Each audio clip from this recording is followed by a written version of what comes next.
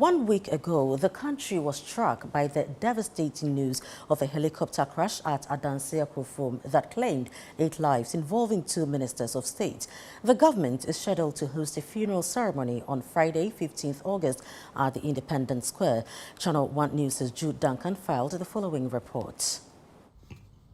A week ago, the country was hit with the devastating news of a helicopter crash that claimed 8 lives. The victims on board the Z-9 military helicopter were scheduled to attend the launch of the Responsible Cooperative Mining and Skills Development Program in Obuasi in the Ashanti region. Minutes into the program, officials began receiving distress calls about a helicopter crash at Adanse Akrofom, specifically in the small town of Sikaman.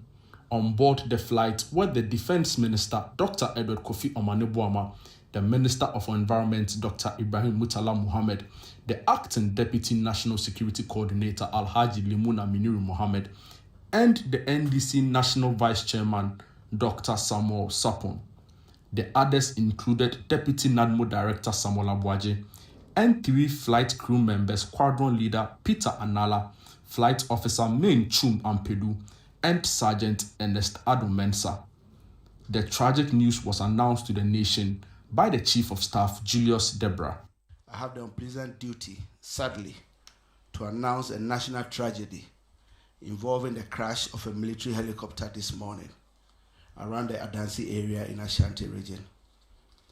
Government regrets to announce the demise of the following persons in the tragic crash: Dr. Edward Kofi Omane-Boamah, Minister for Defense; Alhaji Dr. Ibrahim Murtala Mohammed, MP, Minister for Environment, Science and Technology; Alhaji Muniru Mohammed Lemuna, Acting Deputy National Security Coordinator and former Minister for Food and Agriculture; Dr. Samuel Sapon, Vice Chairman of the National Democratic Congress; and Mr. Samuel Abuaje, a former parliamentary candidate; Squadron Leader Peter Bafemi Anala, Flying Officer Manin Chum Ampedu, and Sergeant Ernest Ado Mensah.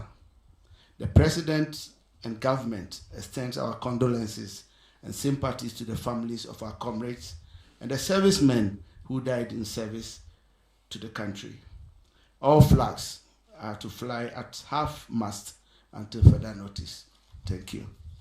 Proceeded to officially inform the families of the affected victims about the incident. On Thursday, 7th August, government honored the memory of the victims with a flower laying and candle lighting ceremony at the Jubilee House. An evening of reflection and a memorial ceremony was also held in honor of all 8 victims at the forecourt of the State House last Saturday.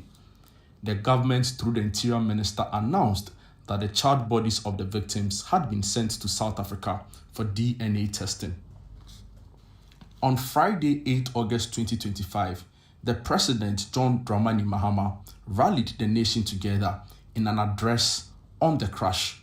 On Sunday, a burial ceremony in line with Islamic traditions was held. On Sunday, a burial ceremony in line with Islamic tradition was held. On Sunday, a burial ceremony in line with Islamic traditions was held for the 2 Muslim victims of the crash, Dr. Ibrahim Murtala and Alhaji Limuna Miniru. Dr. Ibrahim Murtala were subsequently buried at the military cemetery in Accra on Sunday, 10th August.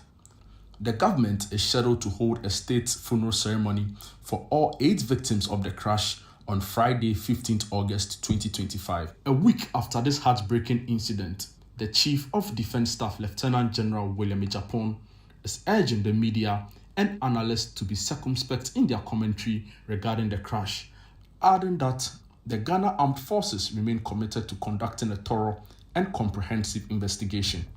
Advising and encouraging some of your media practitioners to be circumspect in the way they are reporting this particular incident. I'm referring to the accident that cost us 8 lives.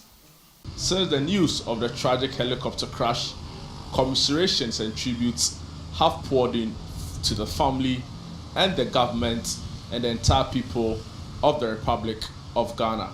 We've seen also that friends, family, sympathizers have still trooped in here to commiserate and lay flowers in honor and in memory of the 8 fallen heroes.